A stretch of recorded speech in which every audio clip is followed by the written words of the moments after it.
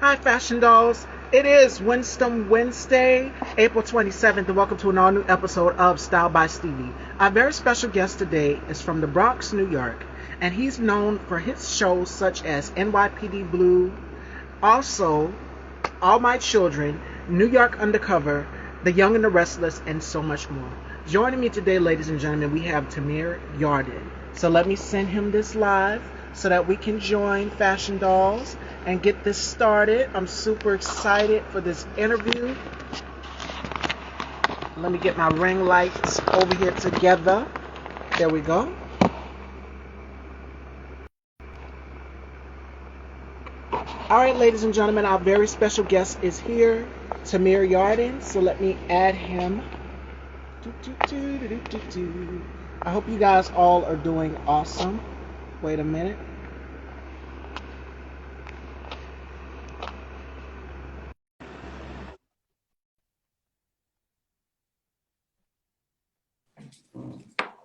Hey, Hello, welcome. wow. I love it. I love it. Okay, I had to prop my phone up properly because I thought we were doing it on a laptop. Okay. Yeah, you got to be on your phone to do it. Yeah. Okay. So let me get this right. Oh, is that cool? Yep, we can see you perfectly and we can hear you. Okay. Good. Good. Yay! What's up, everybody? All All right, right. Fashion Dolls. Welcome, welcome, welcome. How are you? And before we get off into this interview, how's your 2022 been? Because I know it's been difficult for a lot of us content creators out here, with this pandemic going on and so many other things. How have you been managing with that? And how's your 2022 been for you thus far? Let me keep the volume just a bit. You said my 2020 or 2022? 2022. You know what? It's been my 2022 has been was April now. My my birthday month. This month has been amazing because I said yes to the universe. And when you say yes to the universe, I think it rises up to meet you where you are. And the things that I wanted to do or were afraid to do, I think allowed me to be in that space by just saying that yes. And I'm having a great 2022 this month. Maybe a little rocky start in the beginning because, it's kind of a COVID thing. But you know what?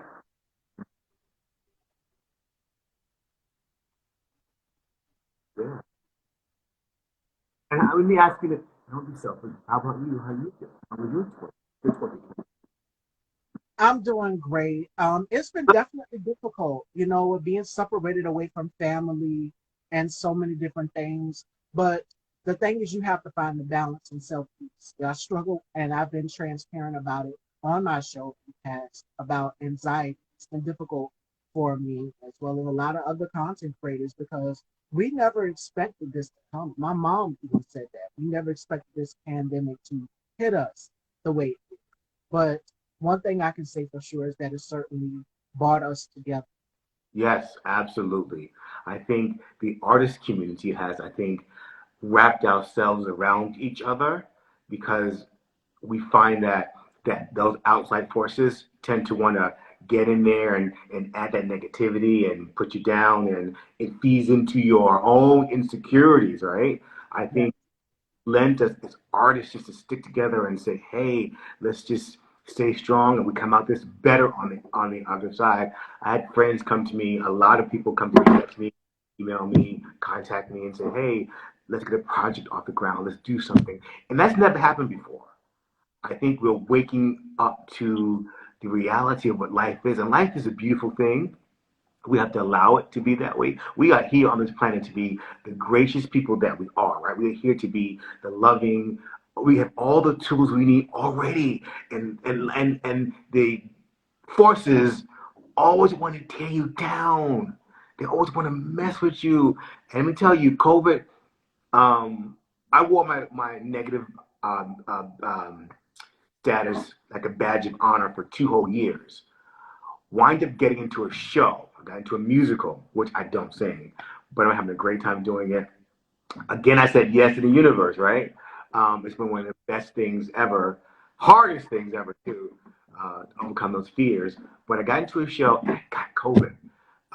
Luckily, yeah, luckily I boosted and got all my vax things going. I think luckily at that point I was already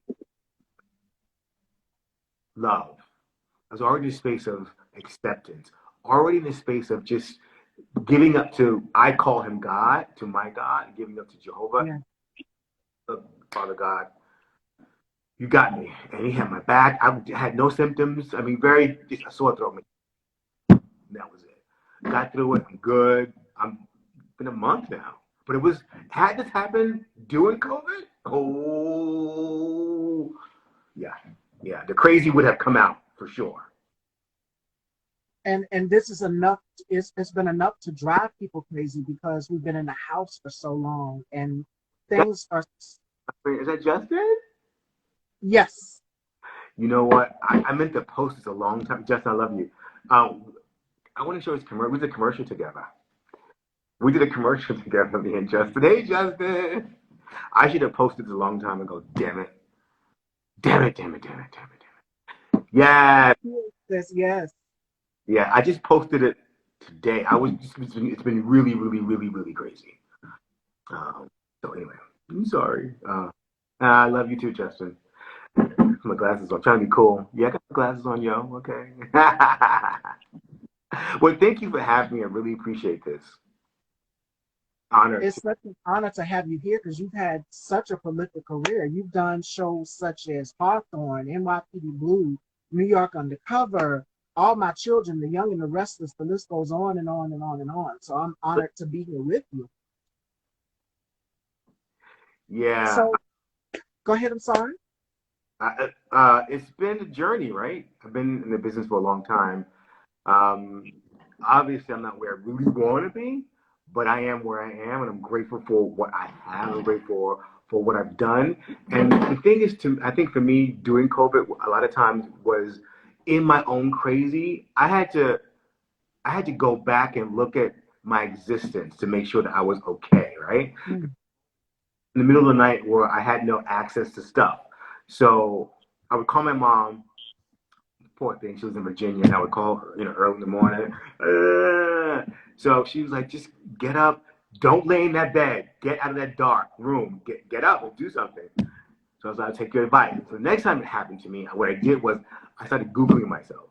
I started Googling myself and going, you okay, you exist, you are right, you done stuff, you it's all good, and if you don't get work for the next whatever, it's okay, it will come, it's cyclical, right? It'll come back. So don't stress, don't get crazy, allow yourself to be in the moment and be present.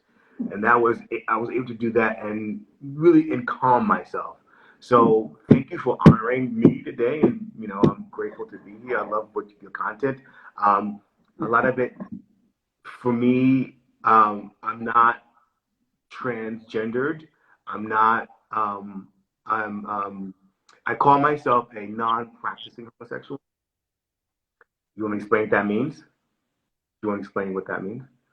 Go ahead. I'm sorry I couldn't hear you the last part. Can y'all hear me out there? Why am I I giving can't. you my business? I call myself a non-practicing homosexual. Uh, for a lot of reasons. I don't want to go into details, but um, the journey for me has been huge, and my heart is open to everyone of all backgrounds and sexual orientations, you want to call it that.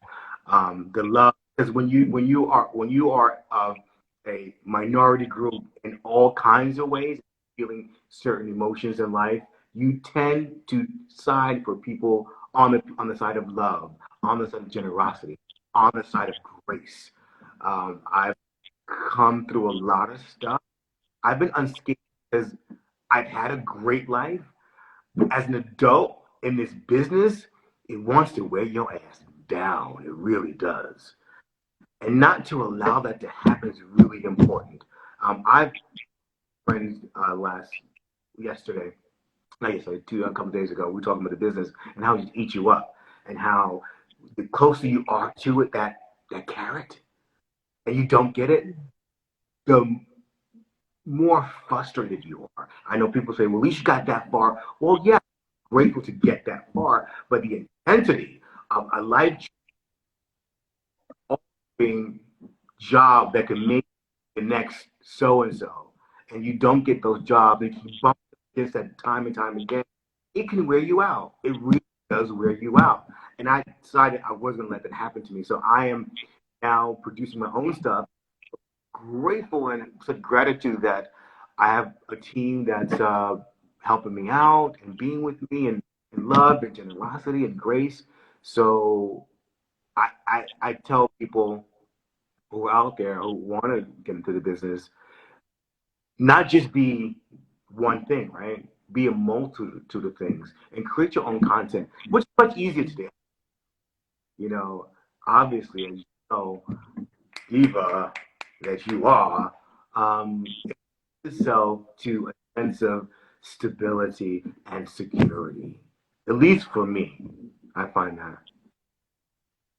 And most importantly, transparency. I love what you just said, about the business and how it tends to eat people up at times. This is something that I kind of talk about on my platform all the time. And that is, I said this yesterday when I did my interview with Trey Floyd, who's also a producer and director in the Atlanta area. He's from Mississippi and he has his studios in Atlanta.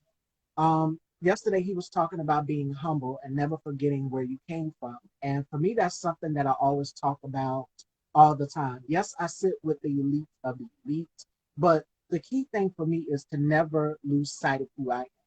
And I'm still the same old girl next door, the same old girl from the South Carolina. And I will always continue to be that. I won't, let anything, no matter who I sit with or whatever, uh, change me into another person or make me forget where I came from. And that's how I've kept my audience throughout the years on this platform is because I've always stayed static. The only thing that's changed is my looks, thanks to my makeup artist, Melanie, and things like that. Yeah.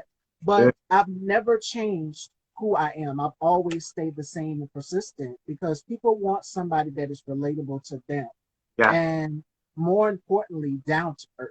People like someone that's comfortable and down to earth. They want to feel at ease. And with me on my platform, I try to make it so it's like, okay, you're talking to an old friend, you're just chatting, or as my girl Jay Allison would say, she would say shooting the breeze. And that's what we do here on this platform. We love you both. I love you too, the K2 spot. That is my brother. Make sure you guys please go and check out his talk show as well too. Shout outs to Angela Renee, the K2 spot on YouTube. I see you all are coming in. Welcome, welcome. But we were just talking here with Tamir about he said something and that was uh never lose sight of who you are in this industry because this industry will eat you up. And even for me, as I grow, as my name starts to get up here and I step foot into these doors and into these spaces, I want people to let me have that top. Thank you. This is the second day I wore white. This is the second day I wore white. So I'm on a roll here. I'm going to try to keep it going this week. That top is banging. It's banging. I love it. I love it. I love it. I love it. Thank you. That's one thing I always strive for on the platform is eye-catching fashions that grab people's attention and thing. I don't do it for attention. I do it because I love it. I love to look good, and I feel as though when you look good, when you're confident about yourself, especially with this thing going on, uh, it uplifts you. It's something about color, and I'm a colorful person, as you guys can see. I'm always posting some sort of inspiration. But I feel as though color, and it has been proven that it enhances your mood, it makes you feel better. And I feel as though when you look good, when you put on something, whether it's a nice pair of shoes or a hat or a dress, it can be anything. It uplifts your spirit because we have been living in some dark times. We've been inside the whole time. And it's just like, okay, you got a question from Angela? To me, are you from what? What is that? Um, is it the UK? Is that the UK flag, Angela? I don't, is it a UK flag? Was that, that was the flag? Mm-hmm. No, I'm not from the UK. I'm from the Bronx. New Hmm. York. I'm gonna buggy down Bronx. Haiti, Haiti. Ah, you know what? The funny thing is, I have ancestors. I have relatives who are in that area and also in Jamaica. Yeah. Black person, we really don't know our history and we don't know our lineage completely. Just hearsay, right? Haitian flag. Um, um, so there is some family there. Yes, yeah, yeah, for sure, for sure. Yeah. And you So mentioned growing up. Oh, Angela says I'm from Brooklyn. I have family in New York, so those. Yes. it's a lot of talent that came from the Bronx. You also attended NYU, so tell us a little bit about that. I'm in LA now, right? But I'm Hmm. the Bronx, born and raised in the Bronx and Long Island. My experience there was quite a wonderful experience there. I didn't know anything. I didn't know anybody. Know any better. First time out of the house, basically. Um, if people ask me about conservatory versus not going to conservatory, I say go to conservatory, only because it gives you a grounded, um, uh, um, a stable foundation. So when you get out, you're able to, I'm not going to handle things better, but at least you have a fortitude to go move forward because you've been taught certain things and certain habits. I've learned great habits moving forward. I'm very professional because of the regimen of every day, whether I wanted to or not, is a discipline that you learn. And coming out of school, I had that discipline moving forward. To this day, I'm very professional. I may be late in my real life, when it comes to business and work, I'm on time. I'm ready and I'm prepared. You have to be prepared in this business because you don't want to give them any excuse not to hire you back for a job, and to be nice on set. You know what I mean? Be a bitch at home if you need to be, but on set, you be generous, nice to people. Um, yeah, so it was a great experience. I wanted to get out when I was in because I'm young. I just want to do my own thing and I went out when I was there. But I appreciate the my my pedigree. I really do, and I miss New York terribly. I'm a New York at heart. Yeah. So, but I love LA. I love being out here. It's a beautiful space. I wish I could transplant the people from New York to here. That would be amazing. So, so with that being said, what is the transition been like for you? Jumpstarting your acting career after attending NYU and now transitioning from New York to Los Angeles. Has it been difficult? Yeah. And I don't want to put a label on it because I don't want to give it that negative energy at all. It's been a lot of it has been wonderful. I've been blessed. Um, I just had a network and a system that was already in place, so it felt home and comfortable. Right? I felt supported in every way. Here I came out here by myself. I didn't know anyone. I had no. I'm an animal freak. I didn't have any pets with me, so I was all alone. And this city doesn't want you. Honestly, the city doesn't want you to be here, right? And it lets you know that immediately, and especially being a person of color, they'll let you know they don't want you here. Um, so I had a, it's a mixed bag for me. I do love it, and I still continue to love it. I wish I could be both bi-coastal. That the game plan. No, I'm going to be bi-coastal, right? I'm gonna live here and live on the East Coast as well too. What was your question again? Rambling. Um, Shout out to I, Angela. Angela says she used to live in LA. And the question that I asked was, how's that transition from going to New York, where you have friends, family, and so many things, and jumpstarting your acting career, attending NYU for the arts and so many things, and now transitioning to Los Angeles. You have that career, but has it been difficult? I got bamboozled because I was flown out here for a screen test. I'm aging myself with Aaron Spelling for a show called, was it Passions? Not Passions, Sunset Beach. It didn't run that long, But I was flown out here, I had a screen test. I was put up at the Universal Studios here at a limousine Beautiful. driver. It was like I was treated like a star. In New York, I'm doing some butthole theater. It's cold there, and it was arduous. It was hard, and I got flown out here for a screen test. I'm gonna be a star. I'm gonna be a star, and I was cocky back then. A quick story. I was cocky back then. So Aaron Spelling's big the TV show. He's everything. Charlie's Angels, the whole 9 yards. So he's up in the booth at NBC, and he's giving me directions. And in the scene, it's me and my girlfriend, who's this beautiful black model, gorgeous, gorgeous, never acted before, beautiful model. So we're going into the fake scenery and going, and the premise is we've been robbed.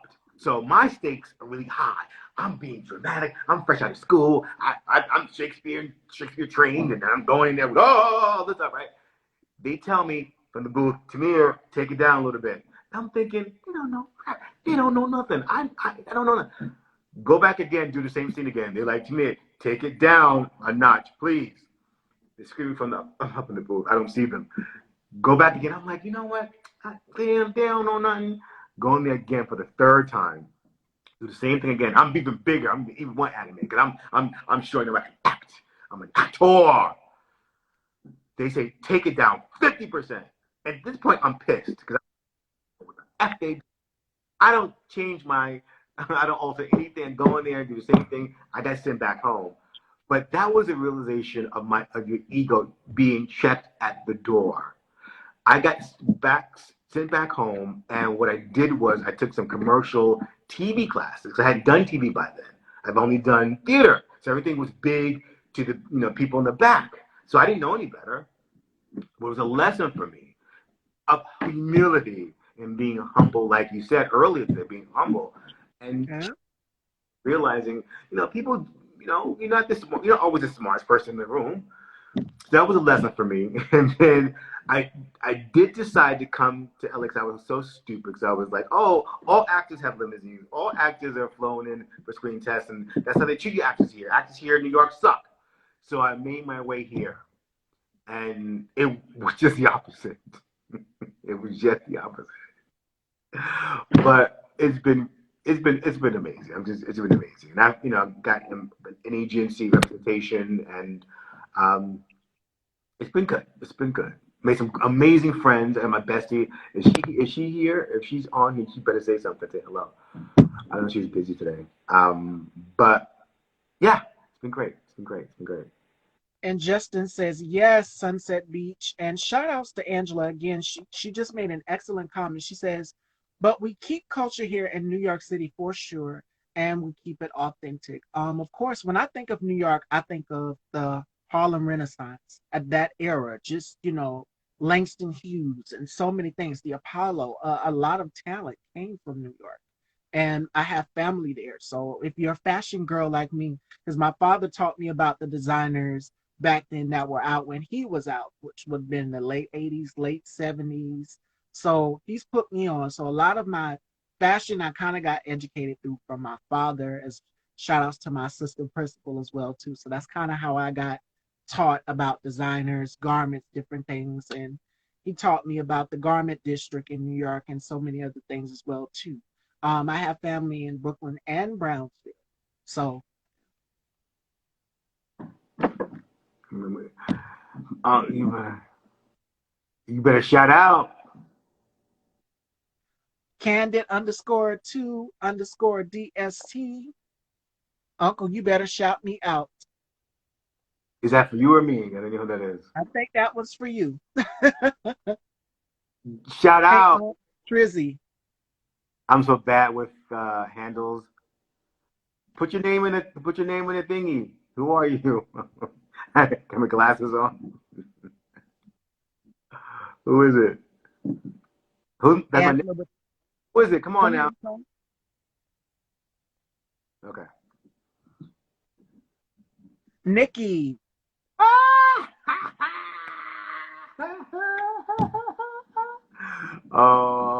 Oh, lovely shout out. I meant to send you quickly. I meant to send you a Easter thing, but I kept forgetting. Love you, love you, love you, love you. Oh, He said, "How many nieces do you have?"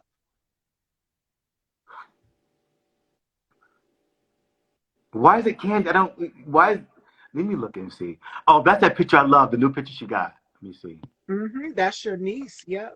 That's the new picture she took. It is fire. I didn't want to tell her that, because she thinks you all of that. She thinks you all of that. Okay, you think you got it together? You you think you got it? She's like all of that, all of this. But I didn't want to tell her. But the picture is fire. It really, really, really, really is. Love She you. said one niece. One niece, one niece. I meant to send her. I tell you, I meant to see you the Easter thing, but I forgot about. I'll send it to you when I get off this line right now. In a minute. All right, I see you People got. showing up. I should have posted a long time. I should Huh? have posted. I should have posted this a couple of days ago. One niece, right? All Ah, right. Oh, I see you, Liz. Well, we got a lot of New Yorkers in the audience. So we're talking about Tamir's transition from New York, Bronx, New York to Los Angeles. It's a complete different transition. And she says, "I love you more." I'm getting older. I'm only 27, but okay. Mwah. I love you. I know he didn't say she had a big head when we heard the whole story about his lack of humility. That comes from Angela.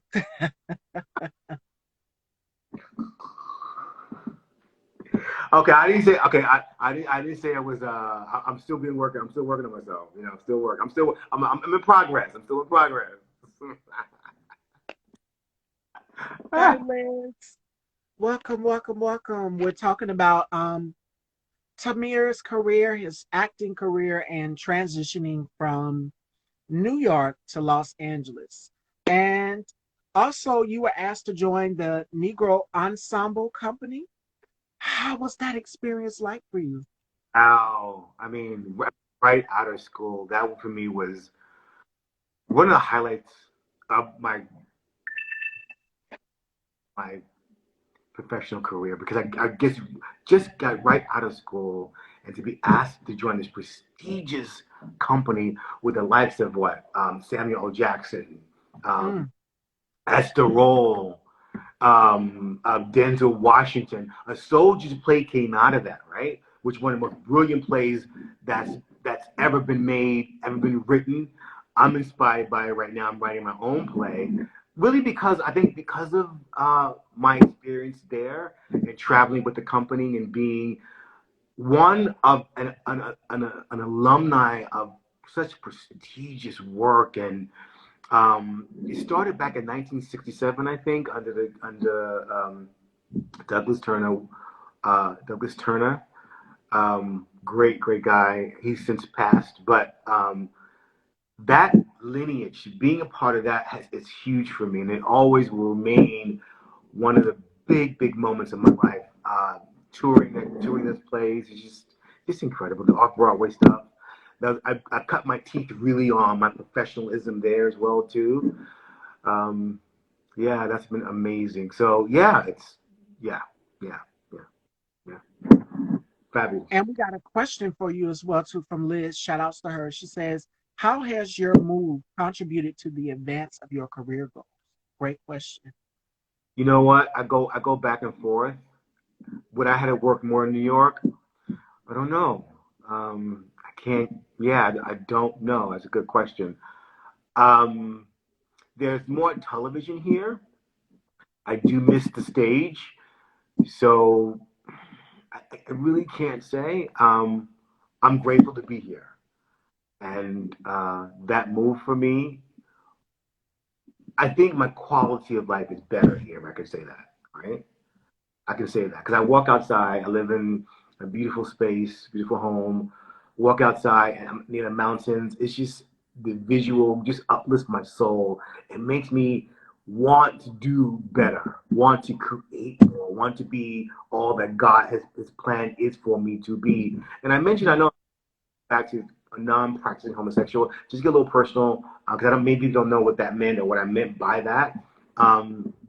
Because all my life I've been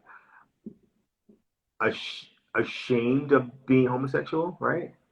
I grew up at a time where it wasn't as Accepting. Yeah. as it is today. So I was positive, even though I was a little punk. People like they knew, hey, they knew.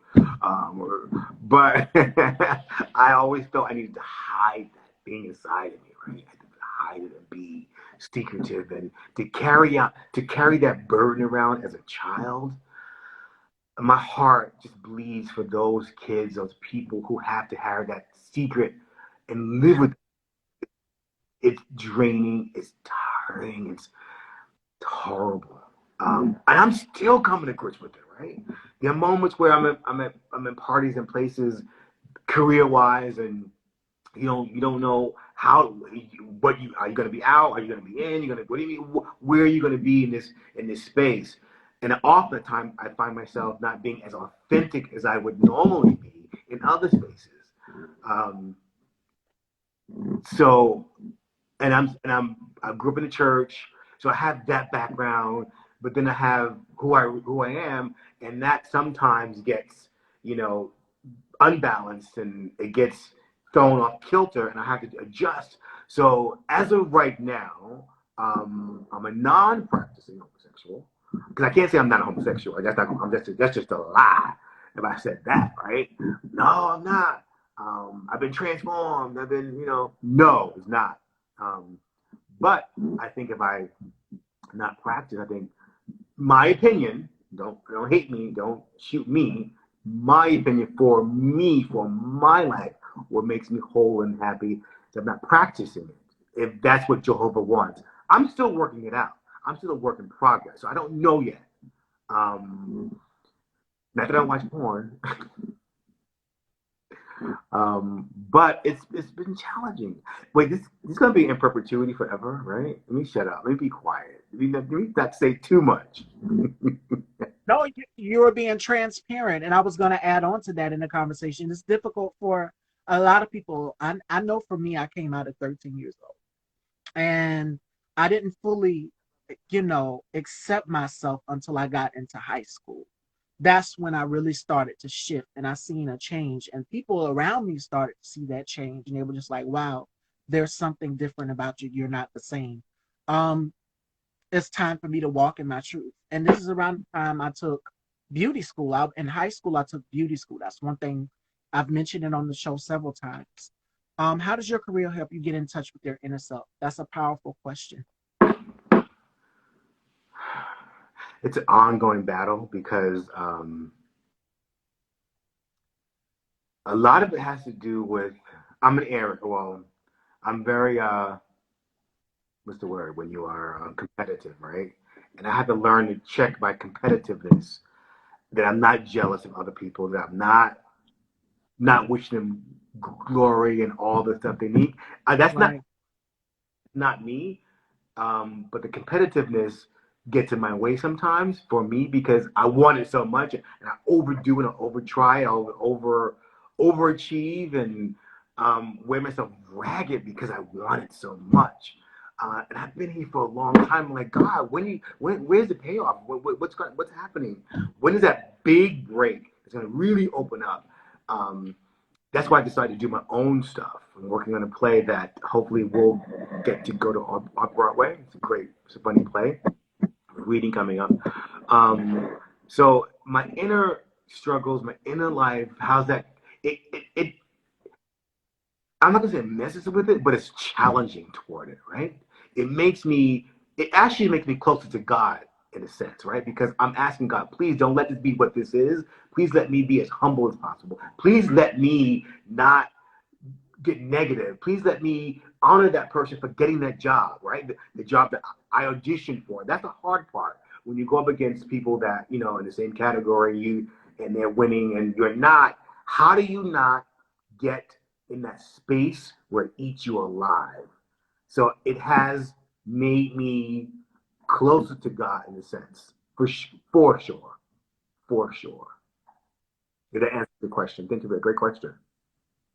and more importantly, it's about sitting down and having that self reflection. A lot of actors through that before they get into these roles and these characters. And I know for you, you have to sit and think and reevaluate, okay, like what is going to be the next step and the next step and the next step. So when I think about inner self, I think about inner self reflection and what I want to do with the next step of my life. Where do I want to go with my passions, my goals, my dreams? What makes me happy? What makes me sad? What makes me angry? All of these things and so much more.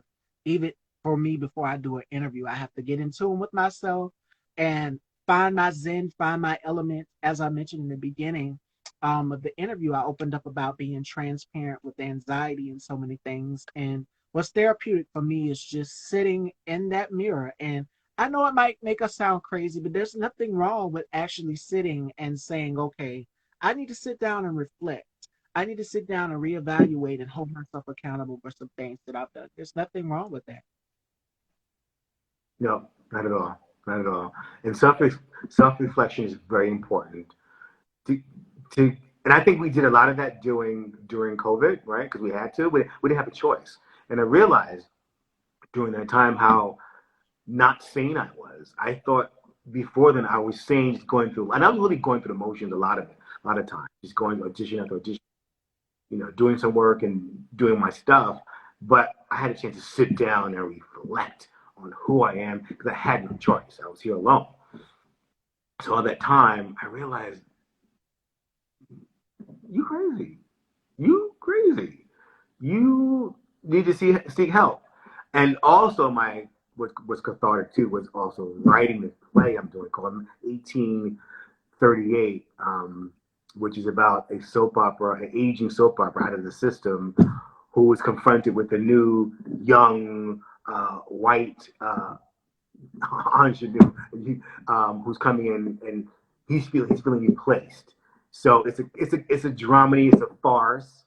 A lot of elements of my own life in there. It's funny, and that was me cathartic to get things on paper, just to get it out, to be present and see what that feels like. And it will be read for the first time May 7th, and I'm excited to hear those words that I wrote on paper.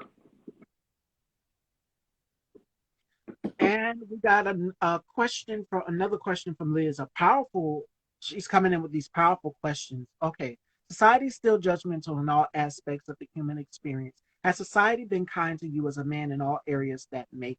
Wow. Yes, yes. You know what?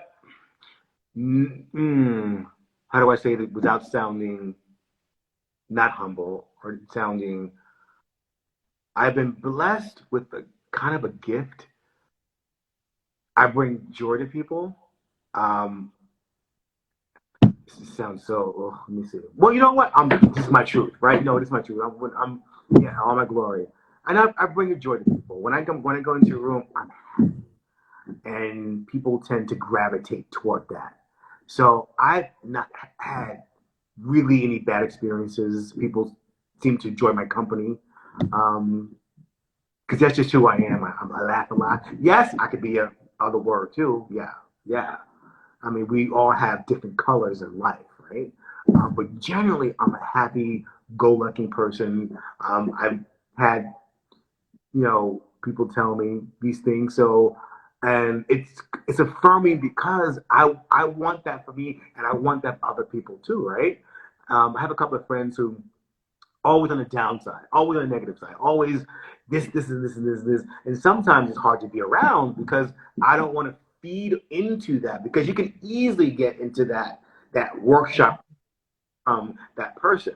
And there's too much going on. I don't need that. I don't need that. I need that love. I need that grace, that generosity that I give out. I want to receive that as well too. So I've been blessed enough to not have those things happen to me. So yes, thank you for that great question. Yeah. And also, speaking of being humbled and producing your own content, you have your company, Tamir Films, LLT, Ltd, and Tamir Films. Your first project was Silencio. You want to tell us about that one? That was my first project off the ground. Just did a crowdfunding thing, made some money, produced it, learned a great deal. If you want to do your own content, just do it. There's no excuses now. None at all. And I did it, and I had a great time. I had a learning curve for me. Major curve. Feed your actors, and I have the nerve when I go on set. I demand I get good food, but I was just so wrapped up in everything. So the first day for breakfast, and I had planned on having lunch and dinner. We didn't have no breakfast, and those, but they were mad. And rightfully so. They were like, "Mother, where the breakfast at? Where the coffee at least?" So I ran out and bought coffee. As a producer, I'm running out all doing these things, but you learn and you learn and you learn better and you better and better. And soon enough, you're on that path of just creating content. And my last piece I did was uh, with Enrico Colantoni. You know him from um, Veronica Mars, just Mm-hmm. you know when you see him. And we got him. Me and two other producers I teamed up with.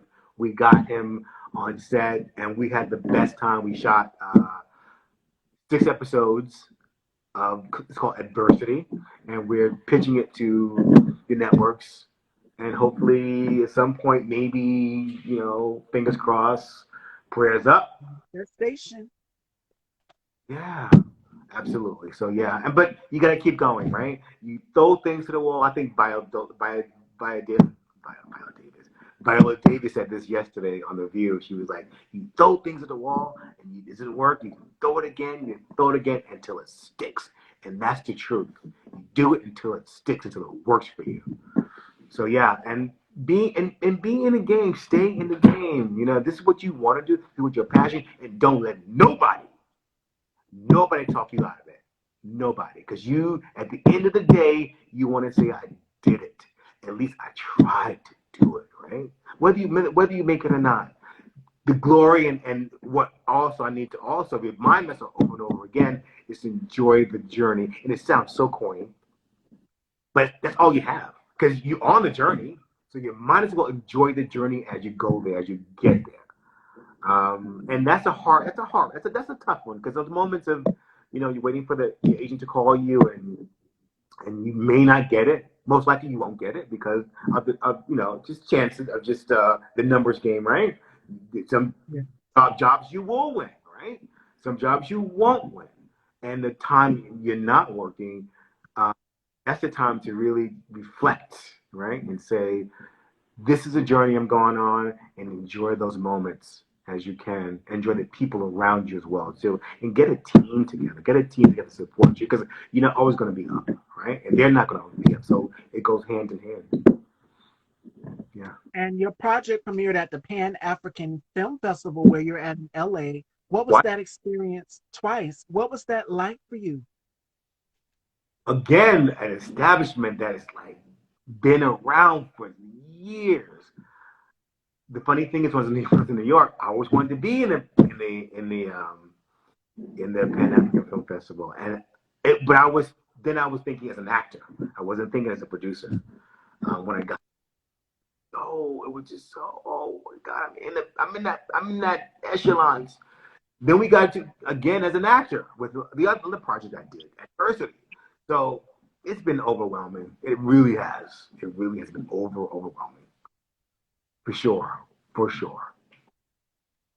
And we got a question from Liz. She wants to know what is a goal that you are still striving to achieve and why? Um, I'm still trying. I love this Liz person. Who is she? She is a musician. She's a singer, songwriter, very talented, and she's in the New York area. Hit me up, Liz. Tamir Yardenne. Is that everywhere? So all the social medias. I like this girl. What's the question? Glasses. I'm old man glasses. What is a goal you still have to achieve? A goal professionally? I want that Tony. I want that Tony. Manifestation. I believe that whatever you put out there in the universe is going to happen. And I'm going to say this here firsthand. One of my guests that I interviewed in the past, shout outs to him. he dropped hints that he was working on something, and turns out that he was doing a project with Netflix for the Wu Tang documentary or Wu Tang film. Then I seen him in there, Donnell E. Smith. Shout outs to him. He was alongside other actors that were in that project. So he came here and he was just like, "Well, Miss Stevie, I'm working on something." And I said, "Okay, um, pray for me, fingers crossed, all of this." And then he got the part. So he nailed it. Liz wants to know personally and professionally. Professionally, yes, that Tony, like I mentioned, for sure. Oscar, for sure. These are lofty, lofty goals, right? But guys got a dream. I've been wanting to do this since I was. I'm I'm not that tall, but I was like a baby. Uh, since 5, I guess. So yeah, that. And personally, what I want to achieve, I just want joy, not just happiness, but joy. Because joy is that to me, joy is everlasting. Joy, no one can come in and take it away from you. Circumstances can't, you know, places can't make you feel unwanted. If you have a sense of joy in your life, you carry it around with you. And I think for me, joy is a place that you it emanates from you and you live in that space. And I want to be joyous all the time. Yeah, things will come up, but in spite of those circumstances, there's a sense of joy about life. And I want to get to that place. In each day, it's more and more possibility because all the other crap a lot of times just seems unimportant anymore. I lost a good friend of mine, and the reminder to everybody. I mean, this sounds so airy fairy, but we only have the moment we have today, right? We're so struggling, and I know for me, I'm always like, in the future, I want this, and da da da da, and I think about the past, and I'm never really in this moment to go, yeah, but am I okay right now? The question, am I being taken care of right now? Yes. Am I satisfied right now? Yes. Is the roof over my head right now? Yes. And all the answers are always yes. So why not be in that glorious moment in that yes right then and there? So yeah, I want to be that all the time. I want to be that all the time. So yes, my personal goal would be to be joyous all the time, regardless of circumstances. And the Tony and the Oscar. I And can't. it's coming. It's coming. We got some more questions. We got one from Justin. Justin wants to know, is there a cohesive community for Black creatives? And we got another question from Liz. Here's a list of words. How do they make you feel and why? Sky, branches, water, space, and brown. Jehovah. All of the earth, Mother Earth, the glory, the gifts that we get from earth. Yes, for sure. I give him praises all day long. I'm in communication with them all day long. The good times, I'm always thinking, God, thank you. Thank you for the trees out of my backyard, right? Thank you for that branch right there. Thank you for the sky. Thank you for those clouds right here. Always the glory I give to him all the time. The more present I am, the more gifts I'm giving, the more gifts I see, right? They made like small gifts, like we had a beautiful moon the other night. Beautiful moon. That brought me so much joy. Maybe 10 years ago, I would have ignored that moon. I wouldn't have seen that moon 10 years ago. The gift that we get from this planet, yes, so I would say joy. And to Justin's question, what was this? Justin, what's your question? Is there a cohesive community for Black creatives? Great question. You know, you would ask that question, wouldn't you, Justin? I love you for that. Mm, okay, without sounding negative, I always find that this city, for me, my experience has been, it's been so flaky, along with shady, along with inconsistency. I have to network with people outside my own color, and not because they're better, they're just used to doing so. I think we always tend to have a crab mentality, and I think it is changing. It is changing. It is changing for sure. I'm making my people of color friends get on board with me. I'm making them do it. Um, Maybe a little bit with some reluctance, but we have to do this for us and the people coming up after us, right? We have to stop that cycle. We have to. We have to reach, and hold us before are still true, right? The people who came before me, the people from the NAACP, and the people from the Negro Ensemble Company, who said these very things I'm saying, but the progress is very slow and arduous. So, is it cohesive? Maybe I haven't found it. I haven't found it. I haven't found it yet. You know, what did he say? Preach, yes, Lord, hallelujah. No, but it is true. It is true. It's a battle, and when I first got here, I think it was worse. Right now, over 15 years ago, it was worse. I think it was a madhouse of, I got mine, mother effer, you go get yours. Don't even look over here. I think now because the access is easier, I think we're more apt to go. Okay, well, there's room for for more folks to come in. Come on, brother. Come over here. Let's work together. I'm seeing more of that now than I did 15 years ago. It was bad 15 years ago. It was depressing 15 years ago. And I was searching. I was searching. I want to look out because I came from a community of diversity, and I got thrown into this thing here, and you can be so isolated here in California, especially against people of color versus white people or Latinos, and we all in our little silos, protecting ourselves all the time. So I felt a sense of I belong. I need to belong, and I'm going to say it better now. But to me, black folks out here in LA are funny, funny, and I mean funny. Haha. I mean, I think because it was transient, and I don't know. I can explain what that is. That's why I New York City. It's just the realness. It's just this. It's just that. And but there's a funny summer of it here in LA. I don't know what. I don't know. I don't know. It's disheartening. But I surround myself with people I love, so I don't deal with it, or I have to deal with it. And I'm slowly but surely starting to see change progress throughout the years with diversity and so many other things. Like we're slowly but surely making change. And there's nothing wrong with I'm seeing a lot of black content creators create their own content and put their projects out there and be even successful. Shot like, for example, Issa Rae. I love Issa Rae. Shout out to her. She pitched an idea and look at the idea.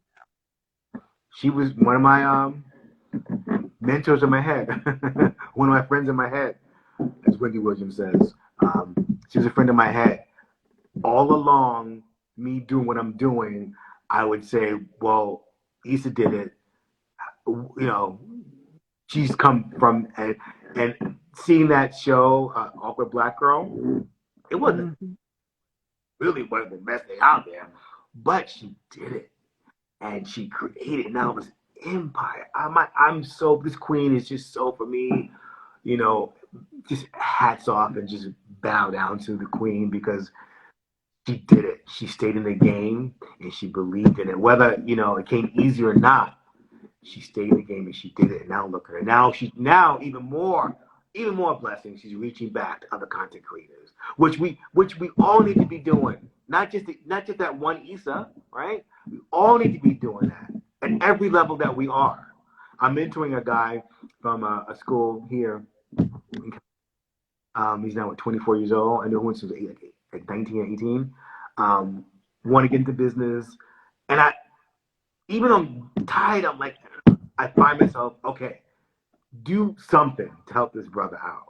Read a script with him, navigate him in the right direction, because we need for those young kids coming up who are now wanting to get into the business. And there's room for all of us. It really is. And if not Plus, make yeah, and be successful, right? Make your own damn room, and they're not working for you. Make your own damn room. Period.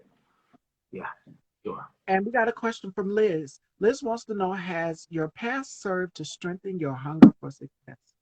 Okay. What a good question. Yeah, I mentioned going those nights when feeling crazy and like I'm not gonna do this. This is too hard. I go back and look at my old clippings of my Negro Ensemble clippings of the write ups I got. I go back and look at my old picture of me standing in an audition or my extra work I did. I have a picture of me as a kid. I got like what 18 as a kid, like standing and being so proud as an extra. I look at that kid and I go, "Oh God, I'm doing this for you." I'm that to my past does give me strength to move forward because I can't let him down. I can't let that little boy down. I can't because he wanted it so bad. I can't let him down. At least not give up, right? You know, for sure. What would you tell your younger self that just got out here fresh to the acting scene? What would you go back if you could go back in time? You are What enough. would you, You are huh? enough. You Mm, are you are enough because everything for me stems out of that. Not feeling enough, lack and limitation all stems from not feeling enough. You alone by yourself because your existence, you are enough. Period. End of story. And believing in that, right? But to believe that you are enough. And everything joyous, everything, your strength comes out of that. Because if you walk into a room, you feel you're enough, people stand up to that. People look up to that. People, respect that. You respect that. And the fear will still always be there, right? But the fear won't paralyze you. I had to say that the other day to myself. I opened up the show um, uh, as a singer in a samba, but I had a solo number, and I'm not really a singer. I'm like, and I finally got the opportunity to do it, but and I don't know how I got because just the grace of my professionalism and able to just be there. I opened the show and I didn't know how to do it, but I had to talk myself into me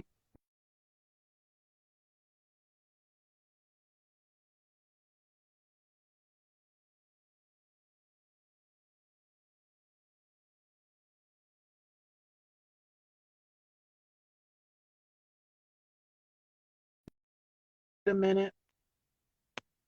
what.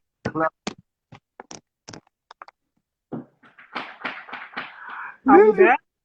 okay, I was taking over. I was like, the question was, Liz, like, what do you love about yourself? Love But quick, about you. I wanted to go back to the show of you saying about me not being enough, me not feeling enough. I may walk through the planet like I think I'm enough because I give that off because I ain't gonna let you see me down. I ain't gonna let you see me in that space. But inside, internally, the things are going on. So I had to talk myself out of not feeling that way. Then Bell, you're all looking to end lovelessness. The great bell hooks that we are all looking for love to end or lovelessness because sometimes we don't love ourselves as much as we love other people, right? We don't give Right. we don't give them us as much of us that we do them. So we got to make sure that we take care of ourselves, and I had to do that for the show. No, you are not. And Liz's question: What do you love about? What do you love about myself? My tenacity. I'm not giving up. Nope. Nope. I have a negative friend who's like, "You've been in business so long, you don't you give up." You know what? Middle finger to you. Middle finger to you. I'm like, what? And the thing is, he's miserable. That's the thing. Don't project onto me your misery. That's an interesting thing. When people tell you you can't do this, they're projecting because they can't do it, or they wind up. You find out later the thing they told you not to do that they wind up doing themselves. But in that moment, because they were still in fear, we live in fear. A lot of us, right? Live in fear that we want to, have company. So don't listen to the naysayers. Don't do it. Don't do it.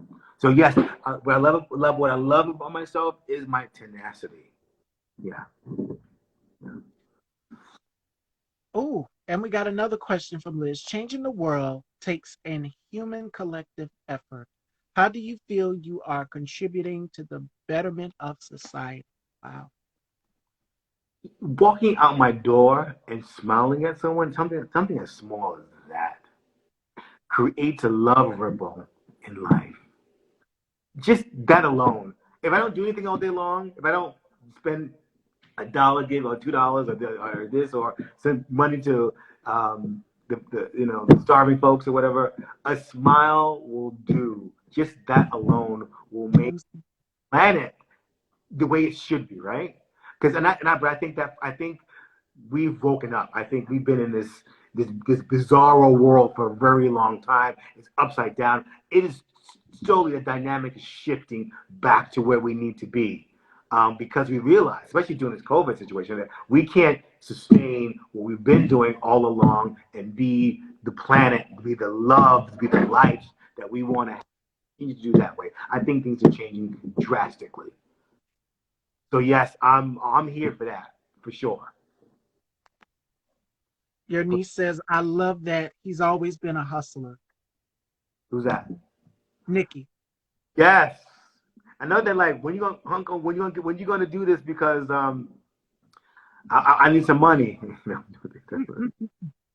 Coming, it's coming, coming. It is coming. It is coming. Yeah, I've always been a hustle. Always. And again, tenacity. That is one thing I can say I do. Like, I love it about myself. I'm just not gonna give up. You know. And resilience. Resilience. Yeah, resilience. You know. I pray every day. Again, I'm in communication with God every day, and I try to make sure that He's first. Doesn't always win. Doesn't even something as simple as saying your grace. I was starving yesterday. Came home and made this shrimp thing. Something as simple as this, and what you call it? Glory. The reason why you're able to have this food, right? Um, but I try to make sure that He's first before everything, and this hustling thing, if this what He wants for me, and I hope it is.